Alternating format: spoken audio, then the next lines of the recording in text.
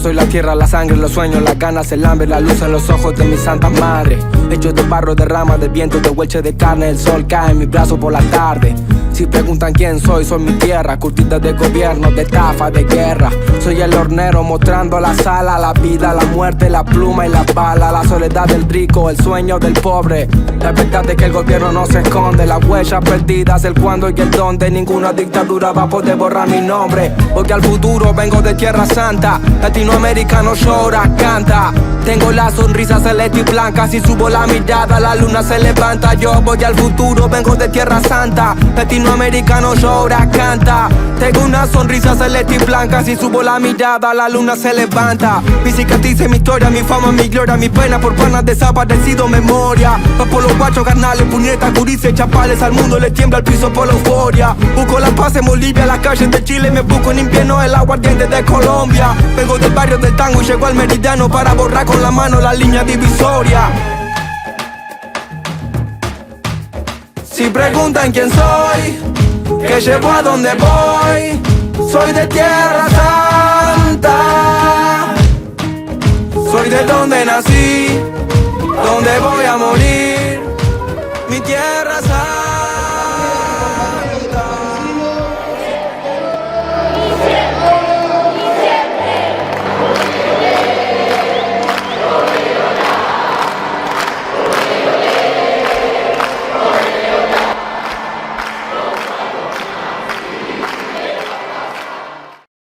Buenas tardes, compañeras, compañeros, compañeres. Hoy es el último módulo del Seminario Derechos Humanos y Democracia. Tenemos el gusto de estar presentando el cuarto módulo que tiene que ver con derechos humanos y arte, la lucha y la vigencia de los derechos humanos y el arte. Y contamos con 3 compañeros y compañeras que nos van a acompañar, que son un orgullo, que han aportado muchísimo a nuestra lucha, a nuestros debates, a nuestra trayectoria pedagógica, que son María Celeste Adamoli, socióloga, a Federico Boido, historiador, y Santiago Allende, también historiador. Ellos van a compartir con nosotros, bajo la coordinación de nuestra compañera Angélica Graciano, secretaria gremial de CETERA, van a compartir este último módulo. Quiero, antes de comenzar, agradecer profundamente a todos los que hicieron posible este seminario. Primero, a las abuelas de Plaza de Mayo y a los compañeros y compañeras de Hijos Capital. Con ellos pensamos desde hace mucho tiempo este seminario sobre memoria en las escuelas, sobre el tema de la democracia y la memoria, que creemos que es fundamental en esta etapa histórica. También agradecer a los secretarios y secretarias de Derechos Humanos de todos los sindicatos de base de CETERA que participaron, a las secretarías de Derechos Humanos de CETERA, de Comunicación de CETERA, de Prensa de CETERA, de Cultura y de Educación por el trabajo que llevaron adelante, y a todos nuestros colaboradores que hicieron posible toda esta tarea. A los que en las provincias repitieron los talleres. Me consta y he participado de varios de ellos, y la verdad que se han hecho trabajos muy, pero muy impresionantes en las provincias. A las y los que pensaron este seminario, muy particularmente quiero nombrar a Mariana Caballero y a Patricia Romero Díaz de Suteba, Mariana Caballero de ANSAFE, agradeciéndoles, junto con un equipo muy grande de compañeros y compañeras que trabajaron para esto. A la UNIPE, que nos auspició este seminario y certificó este seminario. Y dedicarlo también a la lucha histórica de los organismos de derechos humanos, a nuestros 30.000 compañeros detenidos desaparecidos, a los más de 700 docentes asesinados en la dictadura militar en Argentina. Por ellos peleamos, por ello luchamos, por todos ellos y por ella nosotros seguimos esta tarea que tiene que ver con reconstruir la memoria histórica. Estamos a muy poco tiempo del 24 de marzo y estos talleres tienen que servir para debatir la importancia de la lucha que dimos por los derechos humanos. Gracias, bienvenidos, bienvenidas. Muchísimas gracias por acompañarnos de todo el país a los que hoy nos están escuchando. Muchísimas gracias. Es una cuestión de tiempo tan breve este momento en que eres y en que soy. Tú mañana ya te fuiste y antes me dijiste el futuro es hoy. Bienvenidas y bienvenidos al cuarto seminario y último de esta formación a nivel nacional de derechos humanos que se llama Democracia, Rondas y Pañuelos, Pedagogía de la Memoria desde las Escuelas. Queremos decirles que estamos muy, pero muy contentas por la enorme repercusión que ha tenido este seminario y por esta modalidad que hemos adoptado de estar en comunicación con tantas compañeras y compañeros en el trabajo cotidiano sobre los derechos humanos y en la producción de los materiales en cada provincia. Así que este es el último seminario, seguramente vendrán otros, seguramente el año que viene tendremos algunas actividades muy importantes por el tema de los 50 años del golpe, sobre todo el tema pedagógico, y habrá un congreso pedagógico y en conmemoración de nuestras compañeras y compañeros, que son más de 800 maestros y profesores detenidos y desaparecidos, y en nombre, como siempre, de Isauro, de Marina y de Eduardo Requena, a quien llevamos como bandera, y seguramente llevaremos las banderas, sus propias banderas y las nuestras a la victoria. Así que vamos a dar por inicio este seminario. Tengo acá la enorme alegría de coordinar esta mesa y voy a presentar a la primera invitada de hoy. María Celeste Adamoli. Magister en Ciencias Sociales con orientación en Educación en Flacto, licenciada y profesora en Sociología de la UBA. Coordinó el programa de Educación y Memoria de la Subsecretaría de Equidad y Calidad Educativa del Ministerio de Educación de la Nación y hoy coordinadora del área de Políticas de Educación, de Memoria y Derechos Humanos de la Dirección General de Cultura y Educación de la Provincia de Buenos Aires. Tiene numerosas publicaciones, está coordinando una publicación muy importante que nos trajo aquí para que esté en la biblioteca de CETERA. Te damos la bienvenida, muchísimas gracias por tu participación y bueno, te escuchamos, vamos a aprender un montón seguramente.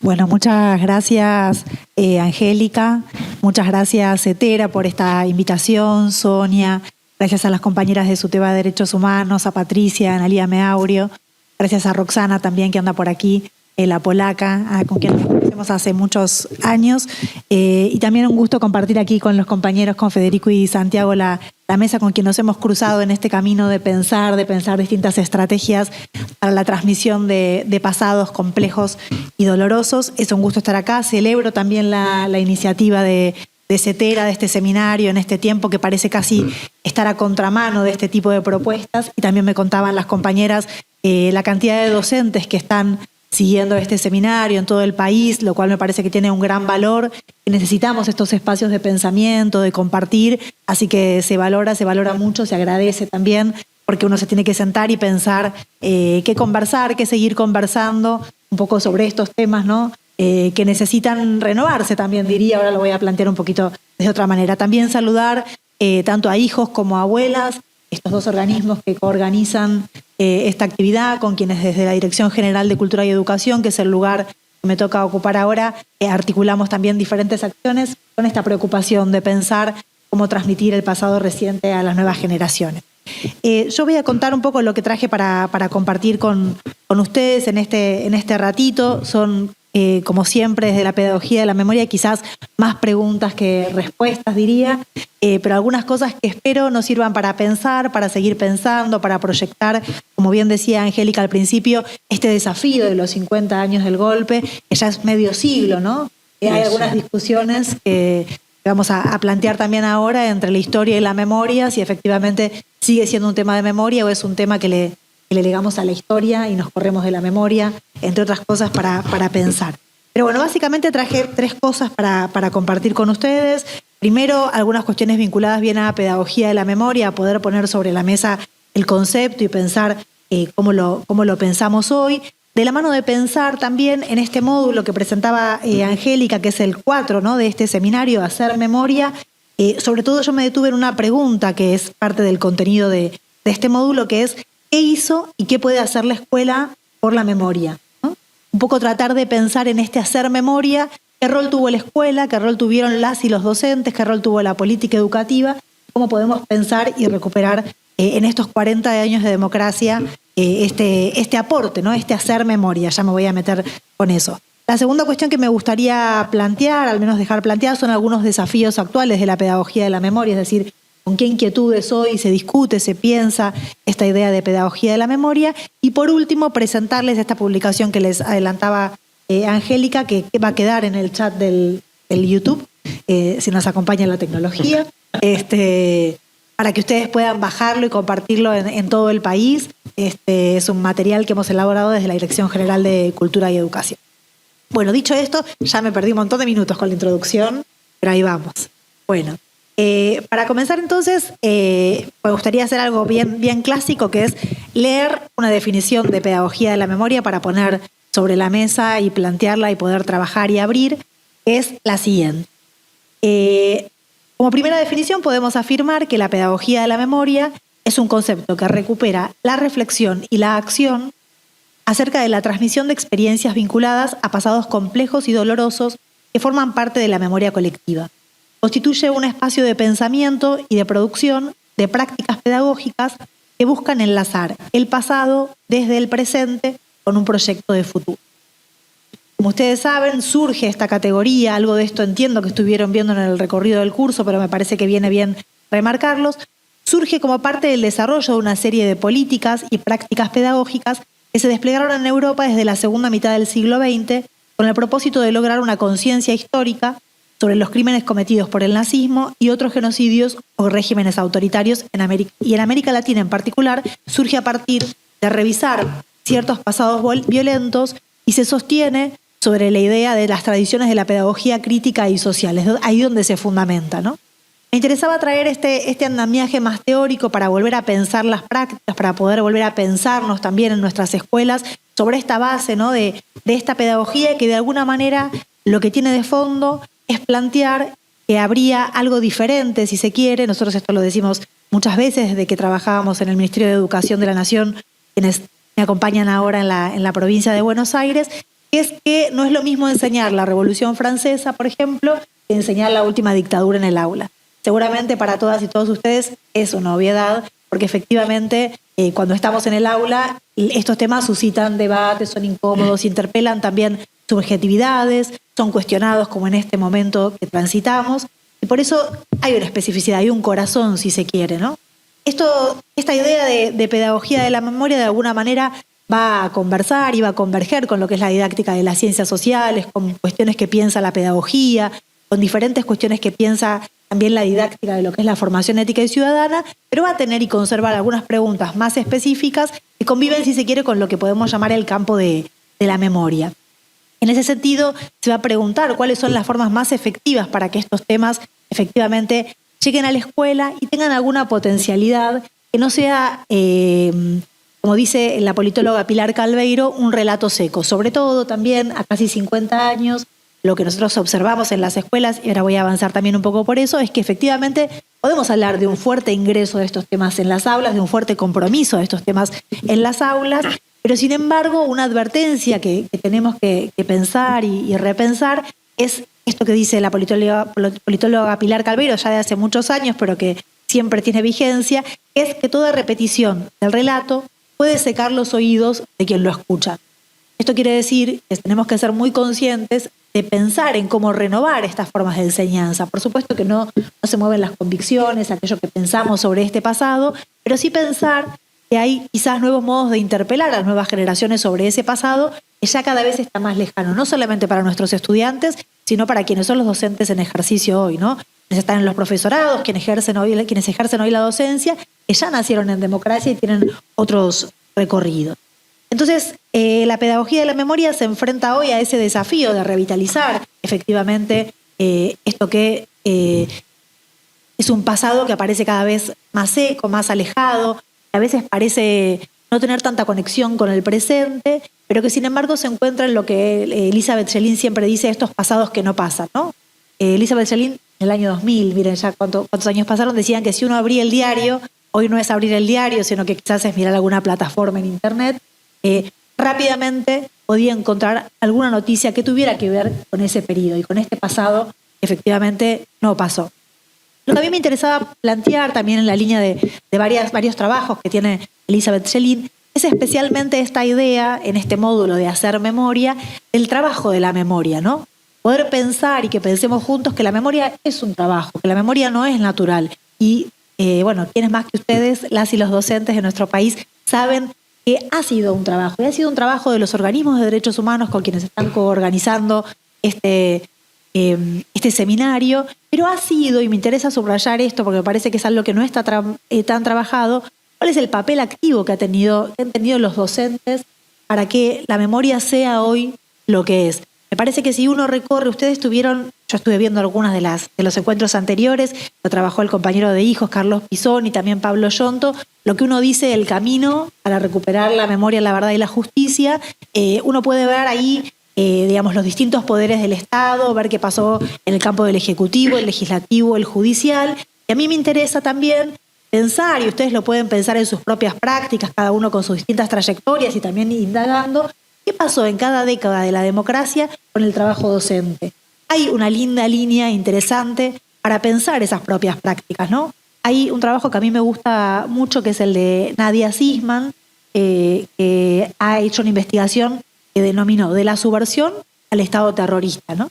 Cómo aparece en la escuela, desde el documento, de 1978, subversión en el ámbito educativo, a la Ley de Educación Nacional, y dice, y lo dice de esta forma, enseñar sobre el terrorismo de Estado, ¿no?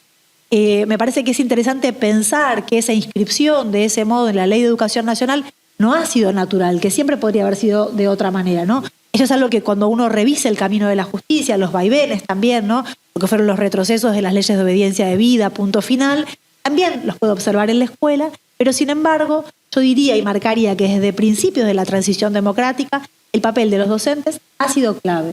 Quizás en un primer momento pensando más desde las voluntades individuales y menos desde la política de Estado, pero después desde una política de Estado que de alguna manera recupera a partir del 2003 fuertemente esa demanda social, que también es de los gremios docentes que previamente habían elaborado materiales educativos, que habían puesto en discusión, en circulación, desde espacios más de resistencia o de compromiso individual, cómo enseñar la última dictadura y cómo enseñar también sobre una matriz de derechos humanos. En ese sentido, cuando uno revisa, ciertas cuestiones también en esta línea de tiempo de la democracia, se encuentra, entre otras cosas, con que la inscripción curricular, paradójicamente, la primera inscripción curricular de esos temas en el aula se da en los años 90, ¿no? Es interesante porque uno dice, bueno, en esos momentos, Emilio Krenzel, un sociólogo que trabaja mucho sobre los temas de memoria, dice que durante los 90 se dio algo así como un estatus propio de la memoria, ¿no? Cuando el Estado y Menem plantea la idea de reconciliación nacional, la sociedad civil, los 20 años, el papel de hijos, ustedes lo vieron y creo que también acá los compañeros lo van a trabajar, culturalmente emergen en este hacer memoria palabras que quizás no son las que toma el Estado, el nivel ejecutivo, ni en el nivel legislativo, ni el judicial en ese momento, pero que sí en otros lugares hacen carnadura. Y en la escuela empieza a tener una carnadura particular, quizás también a partir de la primera efeméride sin la normativa posterior que va a establecer el feriado del 24 de marzo, pero sí con una efeméride que empieza a marcar ese día como un día al que hay que ponerle palabra, en el que hay que enseñar, en el que hay que decir algo. En ese momento también incluso las editoriales, los libros escolares empiezan a recuperar y son, diría, pioneras en decir lo que hay que decir sobre cómo fue históricamente ese periodo, con mucho cuidado, con mucha delicadeza, pero si uno observa, también hay investigaciones muy interesantes sobre cómo se ven los libros de historia desde ese momento, cómo empieza a aparecer también para la enseñanza este tema. Por supuesto también que en paralelo hay que pensar qué pasa con la omisión o qué pasa también con el silencio cuando esto ocurre, porque eso va a ocurrir en paralelo. Siempre cuando pensamos, y esto también lo saben ustedes mejor que yo, pero siempre que pensamos el sistema educativo es heterogéneo y hay diferentes experiencias, pero hay algunos indicios que nos van a mostrar esos momentos como momentos clave, ¿no? Por supuesto que un momento clave ahí para la educación va a ser la inscripción en la Ley de Educación Nacional en el año 2006, esa inscripción del artículo 92 que señala específicamente la enseñanza del terrorismo de Estado, la inscripción posterior en los núcleos de aprendizaje prioritario, cómo esto después derrama también en distintos diseños curriculares de todas las jurisdicciones, y va a tener, diría yo, un punto, digamos, como complejo como la sociedad misma, por lo menos en el 2015, en este momento de que por lo menos provisoriamente llamamos debilitamiento y baja intensidad de las políticas de memoria, el negacionismo como amenaza y como hecho, ¿no? Vamos a tener ahí un primer momento donde eso empieza como a aceptar, ¿no? A qué es lo que va a pasar en la escuela también con esto, cuando todavía sigue siendo normativa, ¿no? Porque efectivamente los docentes estamos respaldados hoy por la Ley de Educación Nacional por enseñar esto, pero cuando emergen otros discursos, esto aparece como una problemática y por supuesto como una preocupación. Pero me interesa señalar particularmente la pedagoga Inés Dussel en el año 2006 presentaba un trabajo a propósito de los 30 años del golpe, donde decía que la escuela acomodaba muchas veces lo que la sociedad no podía acomodar, ¿no? Como que se le pedía mucho a la escuela. Y unos años después, del Ministerio de Educación de la Nación, en el año 2015, se elaboró una investigación sobre las representaciones de los jóvenes, y de alguna manera ese estudio lo que hizo fue mostrar y comprobar que efectivamente la escuela se hizo cargo de ese desafío, y esto no me parece menor, ¿no? Porque una escuela, decía Dussel en ese artículo, ¿no?, de tradición normalista, que tenía que llevar un tema incómodo a las aulas, lo hizo, y lo hizo, lo digo, con mucha altura, con mucha preocupación, con mucho compromiso, y me interesa marcarlo porque me parece que esto, que no ha sido natural y ha sido clave que fuera de esta manera. Y en ese momento, y esto lo trabajó también Pablo Yonto en el encuentro anterior, si no me equivoco, para la escuela fue clave el papel de la justicia. Y digo esto porque también permitió que eso que nosotros pensamos como un contenido específico no fuera lo que me parece a mí, lo que le parece a Angélica, lo que le parece a cualquier docente, sino que efectivamente había un fundamento por parte de la justicia que había probado que en la Argentina existió terrorismo de Estado. También ahí aparecen discusiones interesantes sobre cómo nombrar este periodo, si efectivamente esta es la categoría que más nos sirve. Daniel Feierstein ha propuesto hablar de prácticas sociales genocidas. Es también una categoría interesante. Me parece que para los docentes cualquier categoría que esté a mano, que podamos explicar, que sirva para argumentar, es una categoría válida de alguna manera. Y a la vez, lo que me interesa remarcar sobre todo, Elizabeth Schelin lo piensa para el trabajo de la memoria, pero Isabelino Siede también ha trabajado con una categoría que para mí se emparenta. Elizabeth Schelin va a hablar de los emprendedores de la memoria de alguna manera, ¿no? Esta idea del trabajo de la memoria, bueno, ¿quién? Yo pensaba, realmente los docentes han sido y son emprendedores de la memoria, ¿no? Quizás la palabra emprendedor no es la que más nos gusta, como decir militantes. Isabelino Siede va a decir emprendedores curriculares, porque cuando pasa esto de los 90 de los currículos, dice, bueno, hay cuadros estatales que efectivamente están trabajando por eso y eso sucede. Y decir, bueno, ¿cuánto de esa amiguita, de eso que puede hacer cada uno, termina traccionando para una construcción más colectiva, ¿no? Digamos, cómo ese compromiso de cada uno de los sujetos efectivamente termina traccionando colectivamente, ¿no? Y sobre todo me parece que desde un espacio gremial esto es clave, ¿no? Cómo pensamos también eso que hacemos tiene que ver con el actual y con el ser protagonistas. En la medida que nos involucramos, podemos también ahí trabajar en nuestras propias aulas. Este sería un primer pantallazo de esto de cómo pensar la democracia y este camino que va planteando distintos momentos para la escuela en relación a lo que fue la construcción de la memoria en la Argentina. Y me interesaba, por otra parte, dejar planteados algunos temas o algunos problemas para pensar, para que ustedes puedan recuperar y seguir pensando hacia los 50 años del golpe, en términos de los desafíos de la pedagogía de la memoria para este tiempo, ¿no? Un tiempo complejo, ¿no? Caracterizado como como un tiempo, algunos dicen un cambio de época o una época de cambios, ¿no? Como en ese abismo o en ese limbo, que me parece que en primer lugar o como primera cuestión de desafío, me parece que es importante poder ubicar esas condiciones de época y del mundo contemporáneo para pensar la enseñanza de la historia reciente. A mí a veces me pasa que me llegan algunos trabajos quizás más de la academia que piensan sobre el pasado reciente y no reparan en algunas preocupaciones que tiene la escuela toda, ¿no? De alguna manera, pensar las condiciones de época nos plantean en dificultades que la escuela tiene hoy en relación a cuestiones que tienen que ver con las transformaciones del mundo contemporáneo, con cómo pensamos efectivamente los cambios tecnológicos, ese tiempo de posverdad, las crisis ambientales, qué pasó socialmente después de la pandemia. Hay un grupo de pensadores, hace un rato conversábamos sobre esto, ¿no? Eric Sadin, que plantea algunas cosas, Dubet también, Michael Sand, de distintos lugares del mundo, están pensando que hay cierta crisis para pensar lo común, para pensar el lugar de las ciudadanías, y de alguna manera esto impacta sobre lo que significa pensar la pedagogía de la memoria y ese núcleo de nuestra historia en cómo formamos en las escuelas. Digamos, no podemos pensar escindido en un momento de crisis, donde también nuestros estudiantes tienen a la mano cantidad de discursos negacionistas que circulan por las redes y que discuten contra eso que está planteando la escuela. Entonces me parece que eso hay que ubicarlo, hay que pensarlo, la circulación de los discursos de odio también, por supuesto, me parece que estos hay que poder poner esto sobre la mesa, pensarlo, hacernos responsables de lo que nos toca desde nuestro país, pero también poder pensarnos en este espacio más del mundo. La otra cuestión que me interesaba plantearles tiene que ver con el desafío que tiene la memoria de formar parte de una agenda más amplia. Pensar que para la escuela, y nosotros estamos pensando mucho desde el espacio de la coordinación de políticas educativas de memoria y derechos humanos de la provincia, una pregunta que es histórica para la escuela, que es ¿qué ciudadanos formamos hoy? Y pensamos que ahí la pedagogía de la memoria tiene un lugar clave, pero que a la vez es indispensable que dialogue con otros temas transversales que tiene la escuela, ¿no? Que no puede ir suelta, sino que tiene que ir de la mano de otros temas también de derechos humanos, bien que conforman esta agenda y esta formación, como lo son el tema de la participación, del ambiente, de pensar cuestiones vinculadas a la ESI, de poder pensar lo intercultural, de poder pensar también desde una perspectiva de derechos de niñas, niñas y adolescentes, también de cómo pensamos las nuevas tecnologías y cómo pensamos esto en las aulas, ¿no? De alguna manera, me parece que cada vez más tenemos que poder amarrar y relacionar esto que trabajamos desde memoria, sobre todo si queremos trabajarlo no desde la materia de historia, sino de modo transversal con estos otros temas.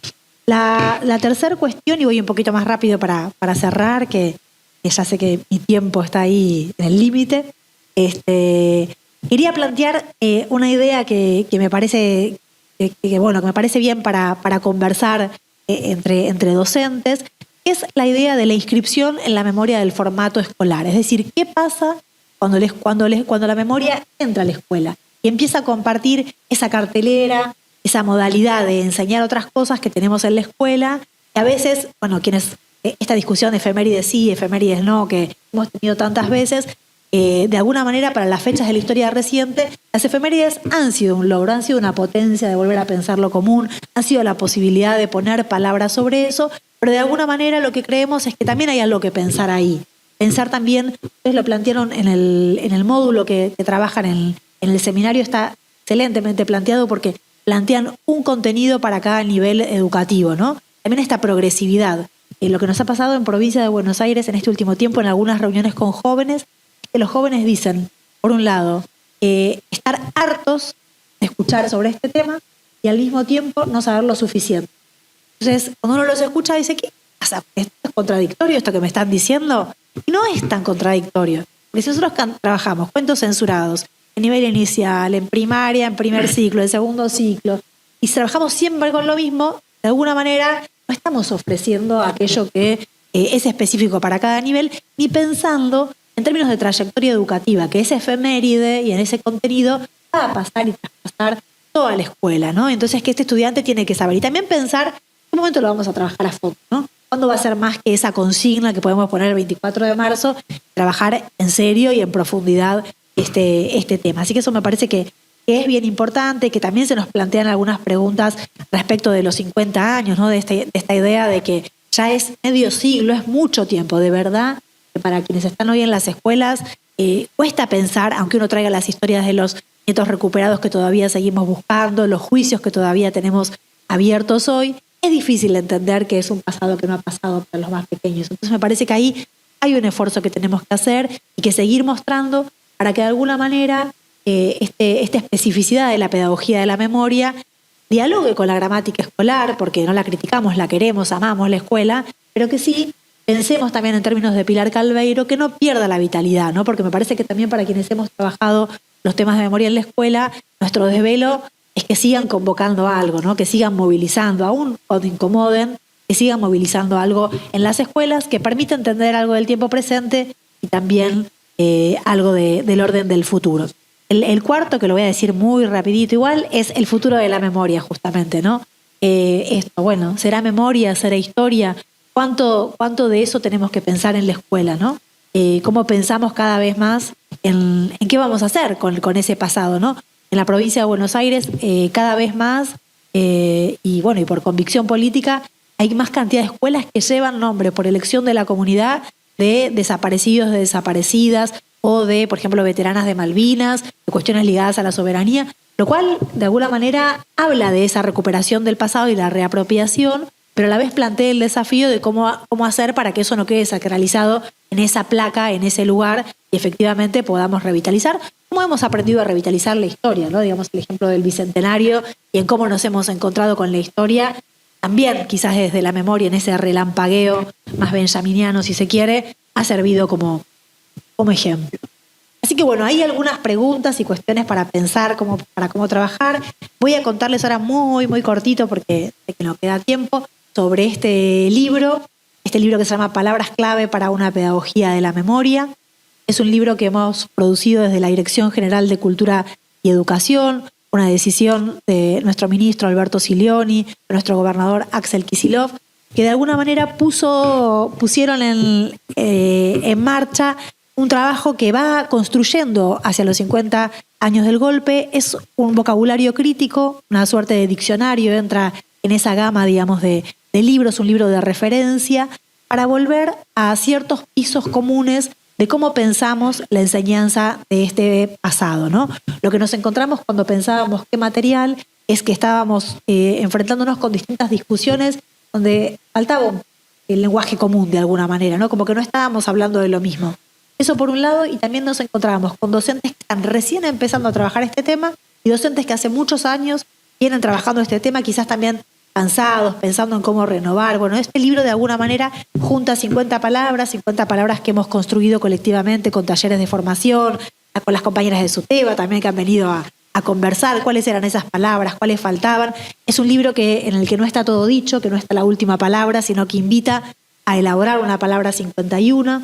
Es un libro que tiene desde el concepto 30.000, pensando que hay que hacerse cargo de poder explicar por qué son 30.000, una discusión que también nos damos muchas veces. Bueno, tenemos que explicar, o hay que decir son 30.000, porque así lo venimos diciendo y sosteniendo, o podemos explicar cómo se llega a esa cifra, cómo se construye. Bueno, un poco el libro trata de acercar argumentaciones, así que en ese sentido es un libro que está pensado siempre acompañado de bibliografía, de distintos trabajos académicos que se han hecho en nuestro país, que trata de argumentar y de construir, junto con otros y con otras, una base, digamos, de acuerdo que sirva para la transposición didáctica. Es un libro que empieza con una frase muy linda de Julio Cortázar, que habla de las palabras clave, esas palabras que no tenemos que olvidarnos, que tenemos que pronunciar, y de alguna manera Cortázar va a decir algo parecido a lo que dice Calveiro, que dice que las palabras a veces pueden llegar a cansarse, que pueden ser como piedras gastadas, como zapatos cansados. Él va a nombrar algunas palabras bien específicas. Él va a decir justicia social, pueblo, democracia, dignidad, libertad y derechos humanos. En 1981 lo va a decir. Y realmente la vigencia de todas estas palabras, las cuales la mayoría están incluidas en este vocabulario, creemos que estamos en ese momento de tener que poder revitalizar esas palabras, que tenemos que poder asumir que estas palabras tengan vitalidad en nuestras escuelas, que la tienen, que tienen vigencia, y que podemos renovar esas palabras, renovar ese desafío para poder volver a pensar lo común aún en las discusiones que se llevan en la escuela, para poder pensar también en nuevas palabras que nos ayuden a iluminar este presente tan complejo, pero sobre todo que nos ayuden a construir futuro, que creo que es lo que todos y todas queremos, un futuro cada vez más justo, más iluminado, donde siempre esté la memoria, la verdad y la justicia. Muchas gracias.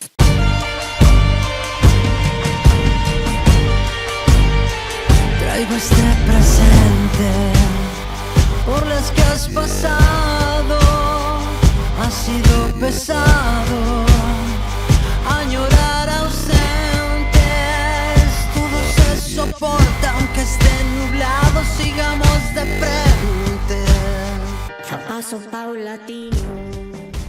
Muchísimas gracias, Celeste. La verdad es que te escuchaba, sos una maestra, realmente creo que fue muy clara tu exposición y nos da la oportunidad de volver sobre nuestros pasos, para pensar nuevamente aquellas cosas que parecen remanidas o que parecen repetitivas y en el propio ritual de repetirlas a veces van perdiendo su eficacia, ¿no? Su eficacia simbólica. Entonces me parece muy interesante.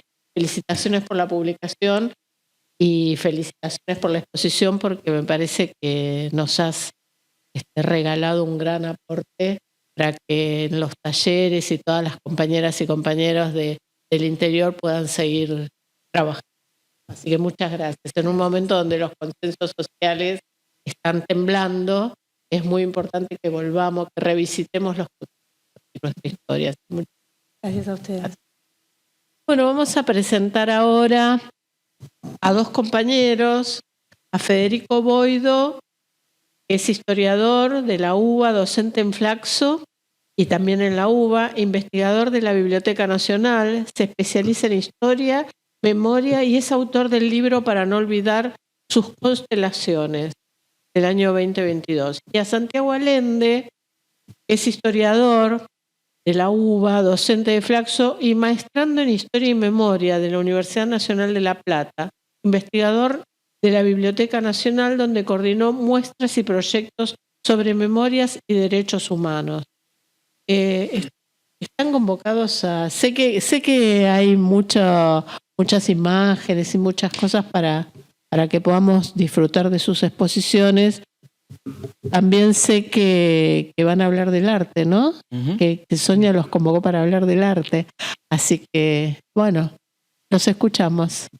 Bueno, muchas gracias, Angélica, por la presentación, por la invitación a todos Zetera, por tener esta posibilidad de, obviamente, compartir con Celeste, que ya nos hemos cruzado en distintos espacios y siempre es tan grato y tan provechoso escucharla, pues, realmente te deja muchas preguntas. Y bueno, obviamente agradecerle a Sonia por la invitación.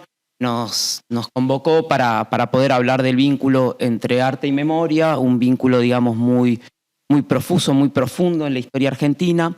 Y nosotros lo que pensamos es traer y compartir una serie de obras, de series fotográficas, de cartas, no solo para pensar esas obras específicamente, sino también para pensar estrategias que se pueden utilizar en el aula para trabajar estos temas tan espinosos, tan duros en este presente, donde parece que algunos consensos, como decíamos, parecen estar como deshilachándose, ¿no?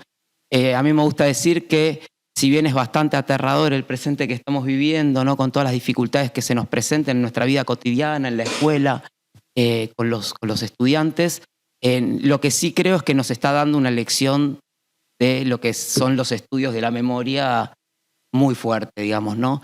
Retomando a Elizabeth Schelin, quien, digamos, fue una de las fundadoras de los estudios de la memoria en Argentina, ella siempre habla, ¿no?, de memorias en plural. Acá hay algo que a mí me parece que es central tomarlo, ¿no? Porque ella habla de memorias en plural y de disputas por el pasado, ¿no? Entonces ahí no es una memoria, son muchas. A veces, como dice este intelectual francés, Michel Polac, ¿no?, hay memorias hegemónicas, memorias subterráneas, memorias oficiales, y eso puede llegar con grados de cristalización, pero siempre está en disputa y movimiento, ¿no? Por eso digo, hay algo de este presente que nos está arrojando toda una serie de preguntas de lo que nosotros considerábamos en muchos casos que era una suerte de discusión ya saldada. Parece más bien que no hay nada que se salde finalmente, sino que todo está puesto en cuestión y algunas memorias evidentemente eran subterráneas, que quizás no pudimos escuchar con la suficiente percepción o audición de esas inquietudes, hoy quizás son memorias oficiales que ocupan una narrativa en el Estado. Hay que ver, digamos, si esas memorias hoy oficiales en organismos, ¿no? En el propio Estado Nacional, después se configuran como una memoria hegemónica, ¿no? Porque lo que hay es como mucha disputa sobre los sentidos de esa memoria.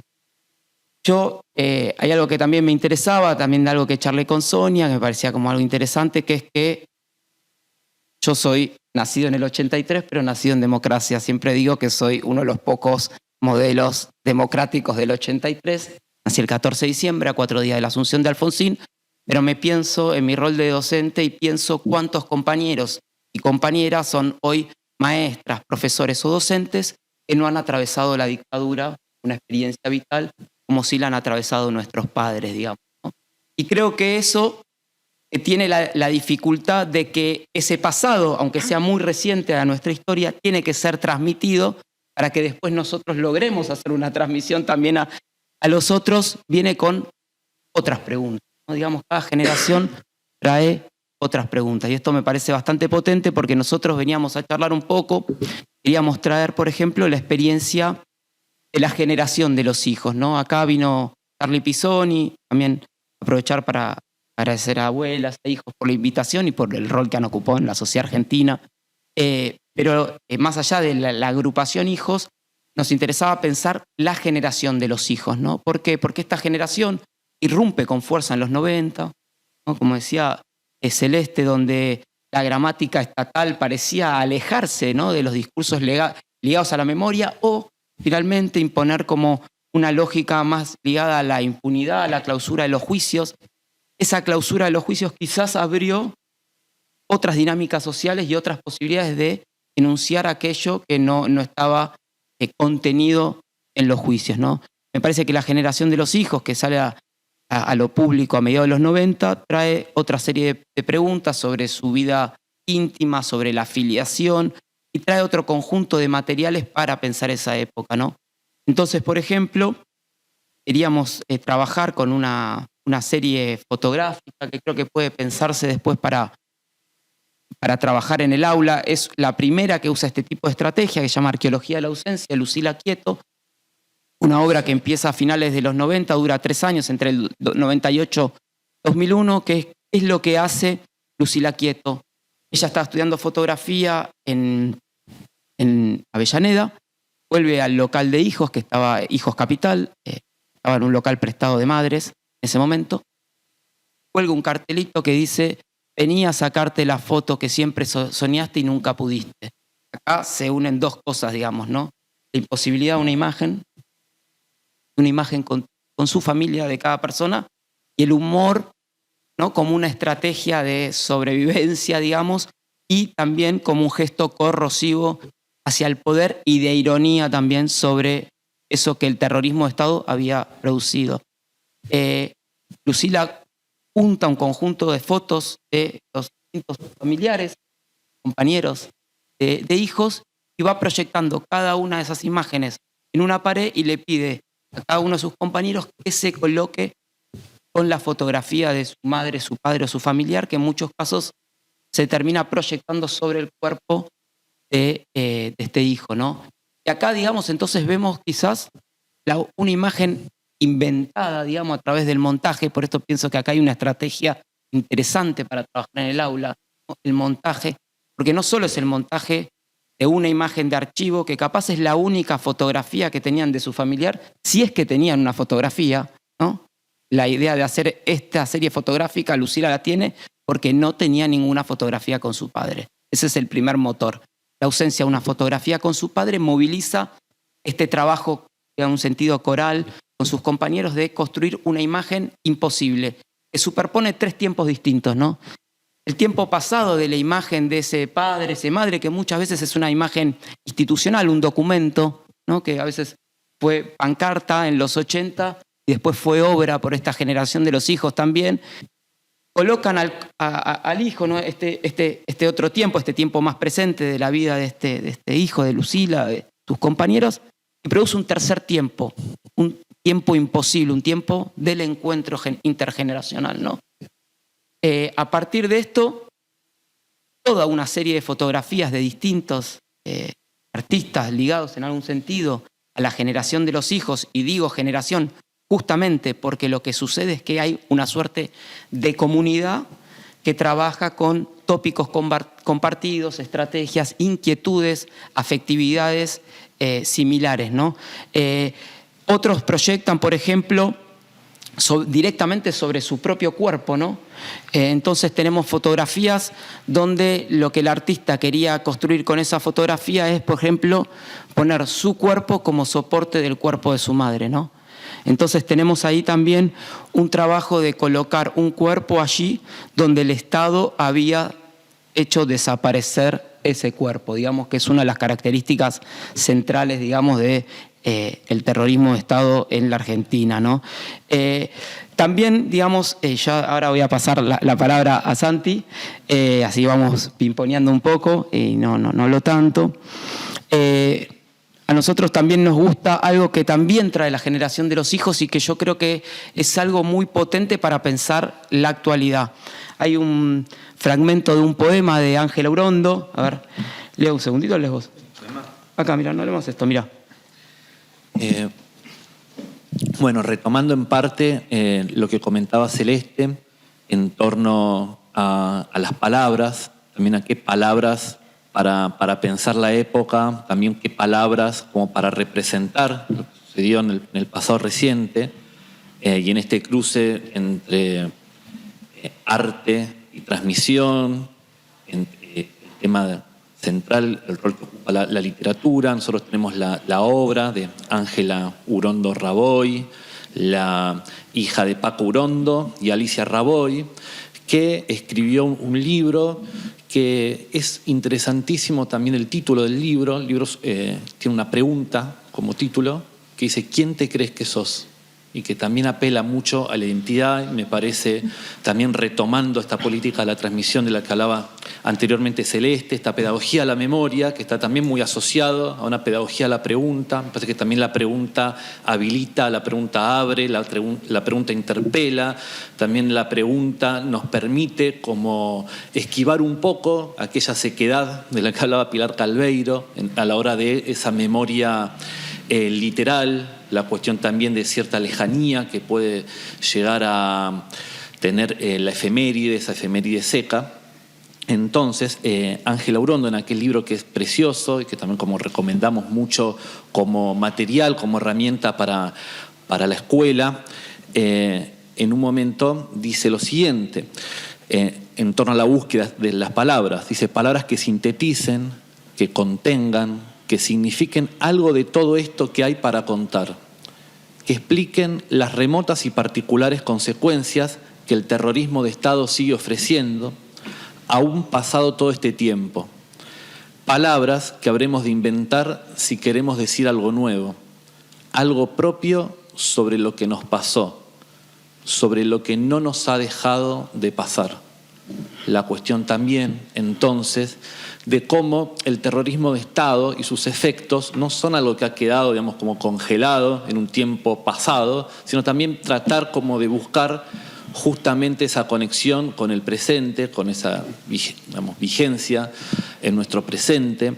Ángela también es importante en su historia en relación también a otra categoría, digamos, algo que recién comentaba Federico, trayendo a Yelin, la pregunta por la pluralidad de las memorias, la categoría situada de la categoría memorias, la cuestión de la lucha por los sentidos del pasado, entonces que es algo más situado y que está en permanente disputa.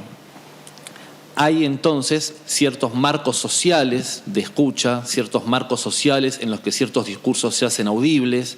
Federico antes había mencionado la obra de Pollack, en torno a las memorias hegemónicas, las memorias subterráneas, en qué condición una memoria que estaba subterránea logra hacerse visible y escuchable. Bueno, en relación a Ángela también hay algo en torno a la cuestión de las víctimas infantiles, lo que también Mariana Eva Pérez llamó infancias afectadas durante el terrorismo de Estado, entonces que trasciende a la cuestión quizás más conocida, y en eso ha sido importantísima toda la lucha de las abuelas en torno a las infancias apropiadas, pero también hay otras infancias que han sido víctimas del terrorismo de Estado, por ejemplo, o que han presenciado el secuestro de sus padres, que han sido secuestradas, digamos, siendo bebés, y entonces como que no hay un recuerdo claro sobre ese episodio, pero no son testigos, también son víctimas. Celeste antes comentaba el tema de los juicios. Bueno, hay una gran pelea en torno también al Poder Judicial para que estas víctimas infantiles también entren dentro del universo de los juicios.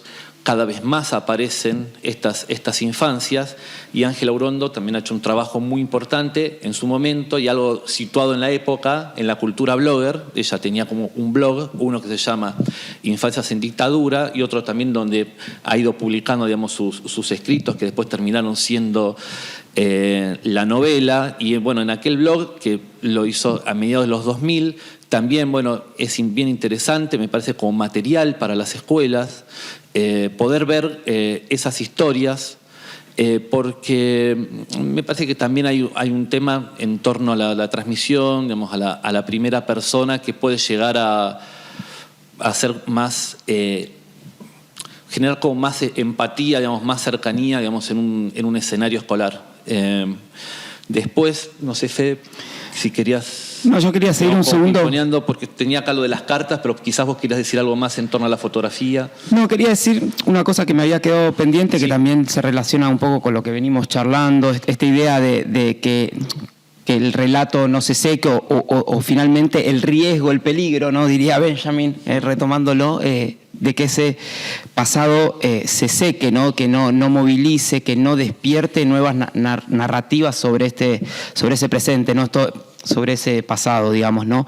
En ese sentido, por ejemplo, a mí me gusta mucho una imagen para pensar la dimensión como de la memoria y el olvido, que es una pequeña escena de una película llamada La memoria obstinada, del documentalista Patricio Guzmán, un documentalista chileno, que había filmado todo el proceso de Allende, se exilia en Suecia, después en Cuba, y logra sacar todas las latas que filmó, hace unas 3 películas, una trilogía que se llamó La batalla de Chile, ganó muchísimos premios, pero que nunca se proyectó en Chile porque estaba el gobierno de Pinochet. En los 90 mediados de los 90 vuelve Patricio Guzmán a Chile a proyectar La batalla de Chile y filma las distintas proyecciones en universidades, y sobre todo filma una escena muy linda con su tío, que fue el que guardó las latas en una valija diplomática, fue el que salvó todo el material fílmico sobre la campaña de Allende y de todo el registro de esa época. Y su tío, él está tocando el piano, una persona de alrededor de 85 años, y él dice, esta me gusta porque me la sé de memoria, ¿no? Y va tocando el piano y en un momento se equivoca. Frena y dice, me equivoqué, voy a volver a comenzar. Ahí me gusta por 2 cosas esa imagen. Primero, porque me parece que ahí lo que introduce Guzmán es que finalmente la memoria también puede ser, y en casos debería ser, una suerte de falla, una falla en esa reiteración, digamos, una ruptura, ¿no? En eso que decimos permanentemente, ¿no? Y que, ¿no?, aquello que sabemos de memoria también puede ser un error, también necesita ser vuelto a tocar.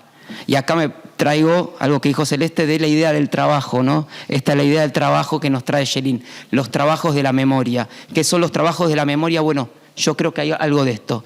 La memoria no deberíamos dejarla fosilizarse, porque eso si no se convierte en un relato seco, en un relato que reitera y no incorpora, ¿no? Esta idea de pensar la transmisión, como diría Jacques Hassoun en Los contrabandistas de la memoria, como aquella transmisión es lograda siempre y cuando puede incorporar las preguntas de la época, ¿no? Las preguntas de estos jóvenes, estos niños con los que hoy nos encontramos diariamente en las aulas, digamos, ¿no? El arte, las herramientas del arte nos dan una posibilidad que es muy significativa y potente, ¿no? Y quiero traer una frase de un escritor, justamente, un escritor español que se llama Jorge Semprún, que falleció hace algunos años, pero que él era un republicano en España, se exilió junto a su familia en Francia. Cuando Francia es ocupada por el nazismo, él combate el avance del fascismo en Europa y termina en un centro, en un campo de concentración, donde por una suerte de serie de azares termina sobreviviendo, ¿no? Tarda 25 años en escribir un libro sobre esa experiencia, ¿no? Y escribe este libro que se llama La escritura o la vida, ¿no? Y él se pregunta, ¿no? Dice, no obstante, una duda me asalta sobre la posibilidad de contar. No porque la experiencia vivida sea indecible, ha sido invivible, algo del todo diferente, como se comprende sin dificultad. Algo que no atañe a la forma de un relato posible, sino a su sustancia, no a su articulación, sino a su densidad. Solo alcanzarán esta sustancia, esta densidad transparente, aquellos que sepan convertir su testimonio en un objeto artístico, en un espacio de creación, de recreación. Únicamente el artificio de un relato dominado conseguirá transmitir parcialmente la verdad del testimonio, ¿no? Esta idea de que frente a hechos que, como diría Benjamin, de los soldados que vuelven de la Primera Guerra, puede enmudecernos, puede enmudecer la transmisión, necesitamos inventar objetos, inventar estrategias que nos sitúen en el presente, que se conjuguen con el pasado, para a partir de ese vínculo poder imaginar un futuro otro, una imagen inventada, porque acá lo que necesitamos son invenciones, inventar nuevas palabras que movilicen a nuestros jóvenes, afinar la capacidad de escucha, digamos, ¿no? Yo siempre charlo con Santi que para mí los historiadores un poco, es algo que somos los dos, un poco, ¿no? Estamos con un poco como con la oreja en el piso y la otra hacia el aire, ¿no? Digamos, tenemos que, yo creo, escuchar el pulso de la época, porque como decía un historiador, Marc Bloch, nos parecemos más a nuestra época que a nuestros padres, digamos, ¿no? Entonces creo que hay algo ahí que la época nos trae.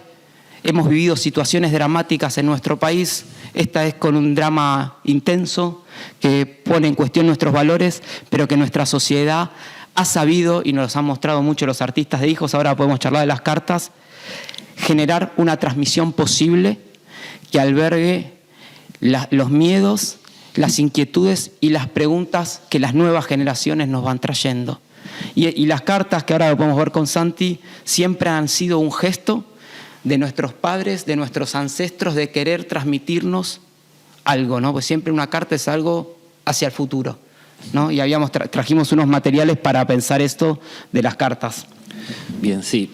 Como bien nos había presentado Angélica, con Federico trabajamos hace ya un tiempo en la Biblioteca Nacional.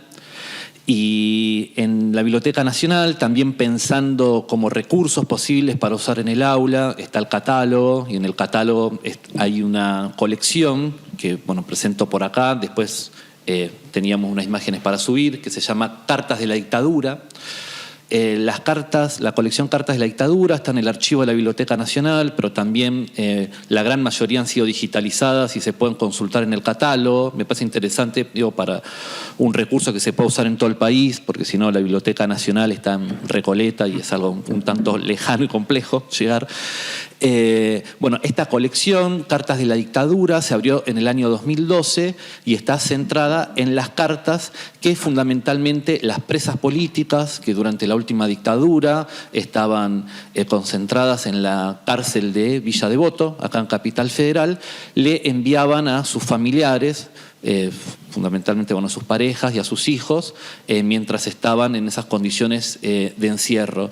Las cartas también fueron importantes como un espacio de resistencia, y también van a la cuestión de la afectividad, que me parece que es interesante como para explorar. Hay todo un universo, digamos, de estudios hoy día en torno a la afectividad y al giro subjetivo, digamos, en el universo de los archivos.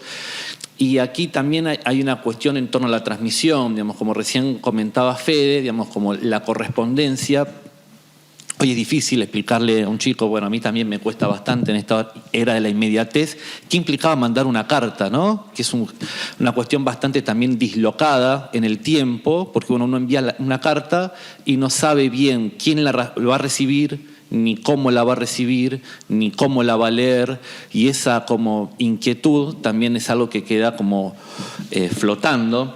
Hay una cuestión también interesante como para pensar en torno a las palabras, de lo que era el sello de censura en las cartas, digamos, porque las cartas que se mandaban, digamos, de la cárcel de Devoto tenían un sello que sea censurada, pero ese sello solamente significaba que el censor las había leído y que justamente por eso podían salir de la cárcel. Así que también hay una paradoja ahí en la palabra censura. Nosotros habíamos seleccionado un par de cartas, sobre todo de una presa política, digamos, Liliana Arrastía, que no sé si están por ahí. Sí, eso después después lo van a incorporar, perdón.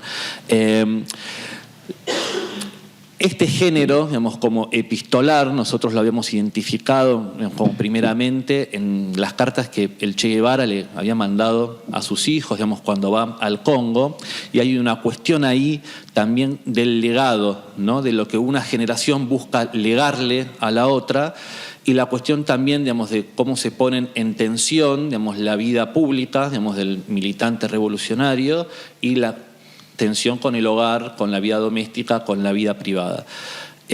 Aquí nosotros vemos entonces cómo las presas, por ejemplo, le mandaban cuentos a sus hijos, cartas con dibujos, una cuestión también como de ver cómo estaban pensando en esas condiciones como tan hostiles en sus familias.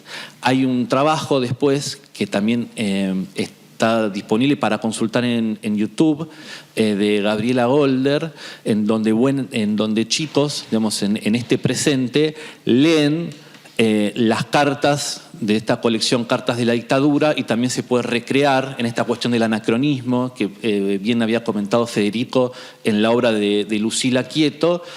Bueno, cómo la lectura, digamos, cómo se recreaba la lectura de las cartas de chicos de hoy en este presente, de mujeres que habían estado presas en los 70, y cómo resonaba esa lectura en la actualidad.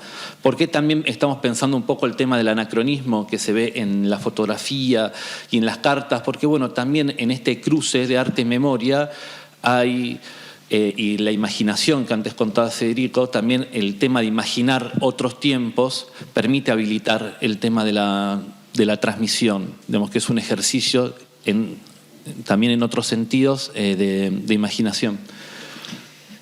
No sé cómo estamos de tiempo. Hago un comentario más que me parece que es interesante, pensando, ¿no?, en esta generación también de los hijos. Voy a trabajar con un segundito, menciono esto y ya vamos cortando, se llama La Biblioteca Roja, una obra de Tomás Alzogaray Vanela, Gabriela Lac y Agustín Berti. Tomás Alzogaray Vanela, un hijo exiliado en Córdoba a los pocos meses junto a su familia antes de irse entierra la biblioteca en el patio de su casa. Pasan 30 años, vuelven a esa casa en Córdoba y los hijos empiezan a insistir en desenterrar esa biblioteca, ¿no? La logran desenterrar, cuando lo vean son realmente fardos, ni libros sacaron, digamos. Lograron encontrarla, lo hicieron con el equipo de antropología forense.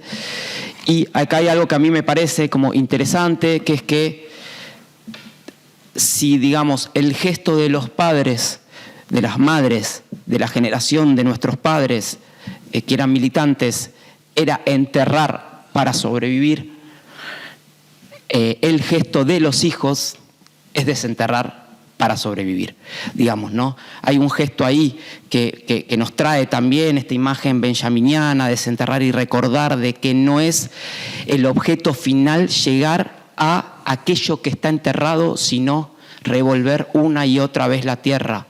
Lo que tenemos que hacer es revolver una y otra vez la tierra para encontrar nuevas inquietudes, nuevas conexiones, que no sea ese pasado último al que debemos llegar, sino este presente que nos inquieta para cavar, digamos, ¿no? Y acá en el libro dicen, ¿no?, sobre esta biblioteca, dice: un libro desaparecido es un libro que se sigue escribiendo. Deja de preservar el contenido de sus páginas para dar lugar a la memoria sobre los hechos que llevaron a su destrucción.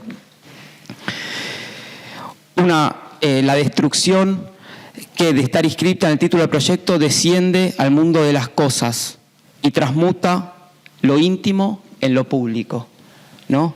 Estos hijos desentierran, pero no solamente para encontrar su historia, que en efecto lo hacen, sino también para con ello salir a lo público, que es algo que también hicieron los hijos, que cuando querían demoler la ESMA, cuando quisieron utilizar centros clandestinos como lugares para hacer patentes, los hijos fueron allí, los organismos fueron allí a señalar que ahí había un centro, que acá pusieron una baldosa, que acá desapareció una persona, intentando sacar aquello de lo íntimo y traspasarlo a la esfera de lo social.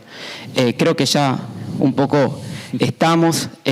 Por último, solo quiero decir esto, que teníamos esa imagen y que a mí me gusta, porque puede ser otra estrategia de entrada, que es el trabajo con los juguetes. Albertina Carri hace en su película un primer gesto, la película Los Rubios, que fue central en la construcción de este vínculo entre arte y memoria en Argentina. Ella grafica la desaparición de su padre y su madre como un plato volador que abduce a Playmobiles. ¿Por qué? Porque si traemos a Agamben, el filósofo italiano que hablaba de Auschwitz, de lo indecible, que de algún modo lo recupera Semprún, ¿quién puede dar cuenta de la cámara de gas si quien la atravesó ya no está más entre nosotros? ¿Quién puede dar cuenta de un vuelo de la muerte si quien lo atravesó ya no está más entre nosotros? ¿Cómo se representa eso que es doloroso, que a veces se vuelve inescuchable, indecible? Bueno, hay una estrategia ahí que trae en esta generación, que es a través de los juguetes, de los objetos, como si esos juguetes, esos objetos fuesen testigos mudos de aquello que pasó, pero que de esta forma por lo menos pueden dar cuenta de la violencia de ese acto que, como nos advierte Ángela Orondo, todavía sigue sucediendo. Muchísimas gracias Santiago, muchísimas gracias.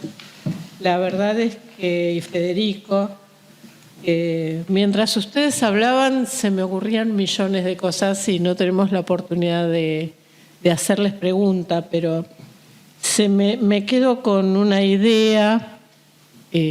Una vez Javier Trimboli, cuando empezaba una clase, decía que la escuela enseña producciones del pasado, pero a su vez que enseña producciones del pasado, reactualiza y las hace actuales.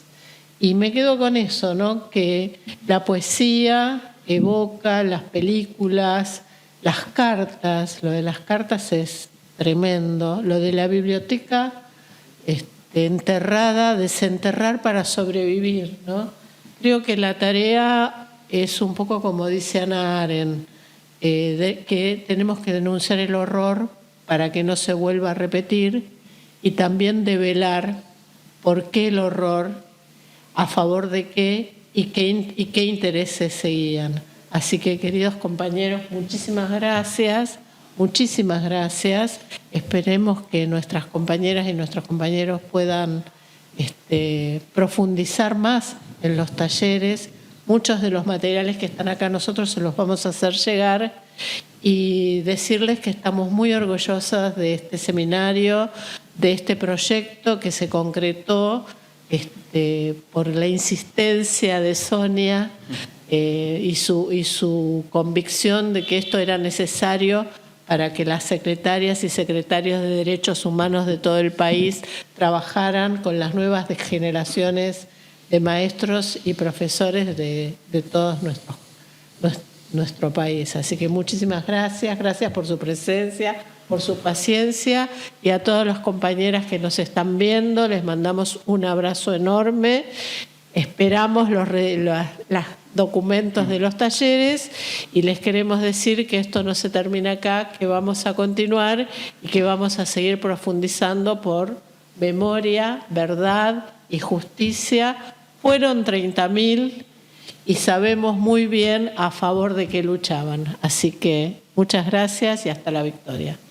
Muchas gracias. Gracias. Soy Isauro Arancibia, un tipo de pueblo. hijo de una matrona de casa, de las viejas mujeres que criaban hijos y amasaban, las de la puerta abierta, hospitalaria. Esa era mi mamá, con un montón de hijos, hijas del barrio. También soy el hijo del picapedrero. Mi papá fue quien hizo los adoquines de las calles de Monteros, en Tucumán donde nací. Soy hermano de Italia y de Arturo, de quienes aprendí el compañerismo y la lealtad.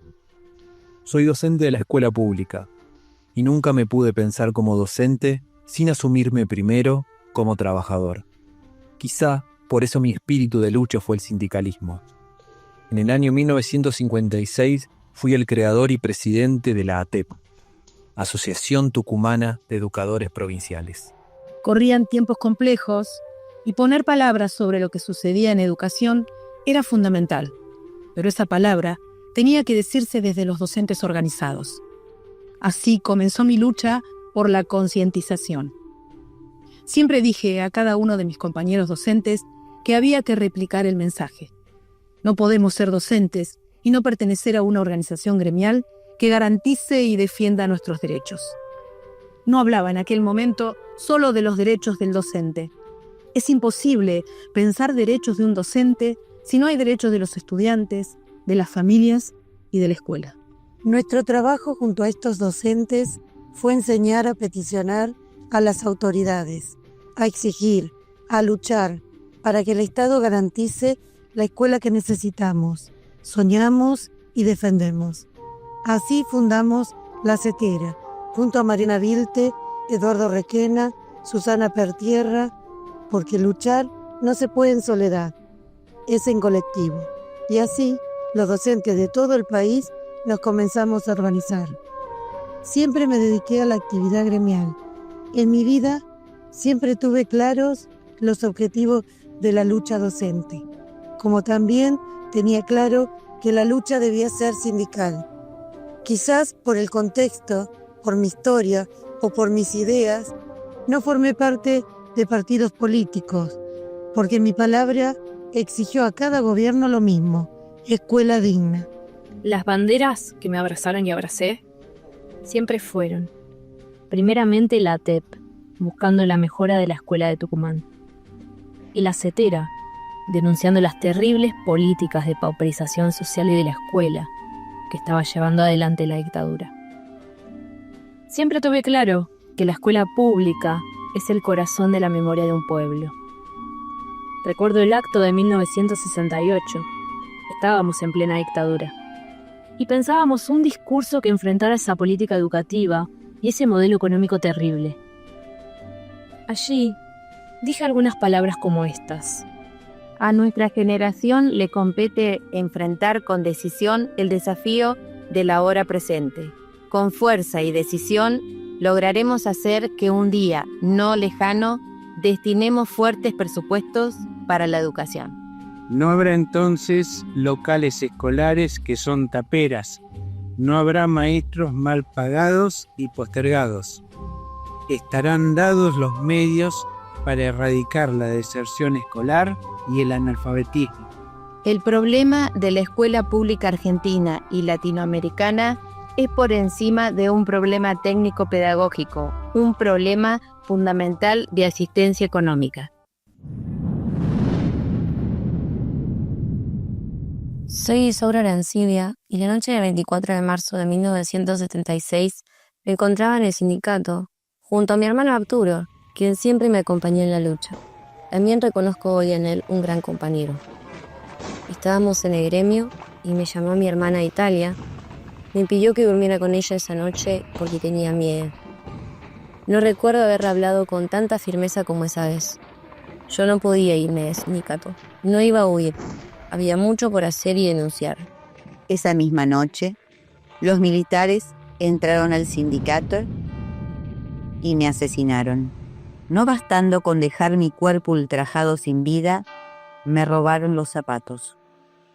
Unos zapatos hermosos que me habían regalado mis sobrinos unos días antes, porque no tenía zapatos dignos, según mi hermana. Soy Isauro Arancibia. Y hoy digo que el primer acto de represión de la dictadura militar fue contra un maestro.